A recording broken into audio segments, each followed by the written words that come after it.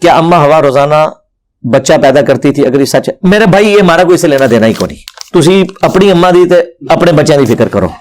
یہ ایک ہسٹوریکل چیز ہے، کوئی اس کی ڈیٹیلز ہمیں نہیں بتائی گی. ہمیں بس یہ بتایا گیا ہے کہ ایک جان سے اللہ نے پیدا کیا، اسی سے اس کا جوڑا بنایا. سورہ النساء کی پہلی آیت ہے.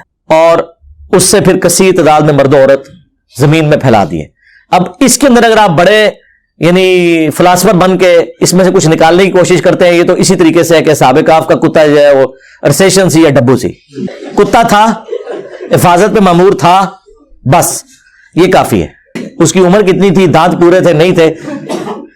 یار یہ تو نبیوں کے بارے میں تفصیلات قرآن میں بیان نہیں ہوئی ہیں. دیکھیں قرآن اور یہ پورا دین اسلام نبی علیہ السلام کی مبارک ذات میں کھڑا ہے، لیکن رسول اللہ کی بایوگرافی قرآن میں نہیں آئی ہے.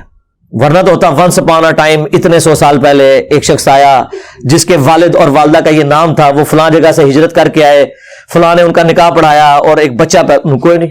تعلیمات یہ چیزیں پتہ کس کے لیے اہم ہوتی ہیں؟